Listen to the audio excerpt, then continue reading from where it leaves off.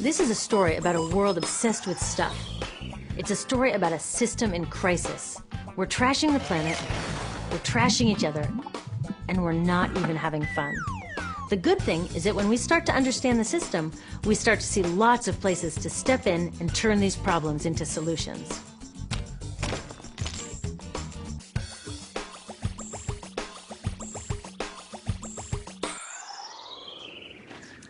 The other day, I couldn't find my computer charger. My computer is my lifeline to my work, my friends, my music. So I looked everywhere, even in that drawer where this lives. I know you have one too, a tangle of old chargers, the sad remains of electronics past. How did I end up with so many of these things? It's not like I'm always after the latest gadget. My old devices broke or became so obsolete I couldn't use them anymore. And not one of these old chargers fits my computer. Ugh! This isn't just bad luck. It's bad design. I call it design for the dump. Design for the dump sounds crazy, right? But when you're trying to sell lots of stuff, it makes perfect sense. It's a key strategy of the companies that make our electronics. In fact, it's a key part of our whole unsustainable materials economy. Design for the dump means making stuff to be thrown away quickly. Today's electronics are hard to upgrade, easy to break, and impractical to repair. My DVD player broke and I took it to a shop to get fixed. The repair guy wanted $50 just to look at it. A new one at Target cost $39. In the 1960s, Gordon Moore, the giant brain and semiconductor pioneer, predicted that electronics designers could double processor speed every 18 months. So far, he's been right. This is called Moore's Law. But somehow, the bosses of these genius designers got it all twisted up. They seem to think that Moore's Law means every 18 months we have to throw out our old electronics and buy more. Problem is, the 18 months that we use these things are just a blip in their entire life cycle.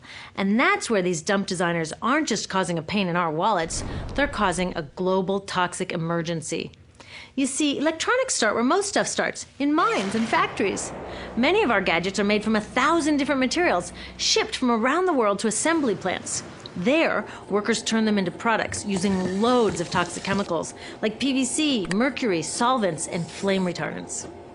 Today, this usually happens in far-off places that are hard to monitor, but it used to happen near my home in Silicon Valley, which, thanks to the electronics industry, is one of the most poisoned communities in the US.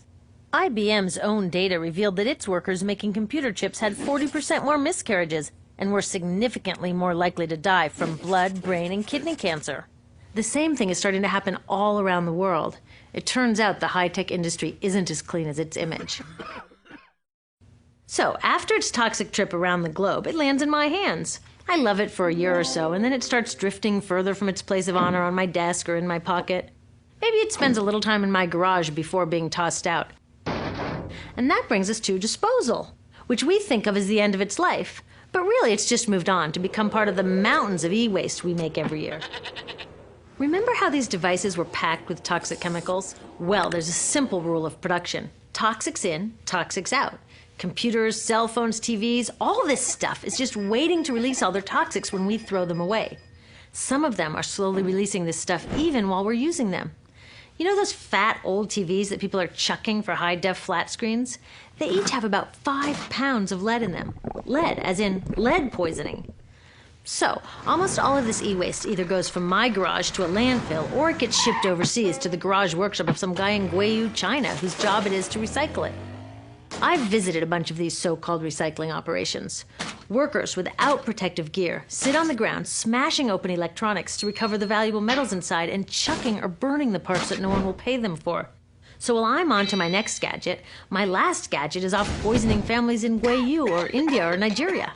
Each year, we make 25 million tons of e-waste, which gets dumped, burned, or recycled.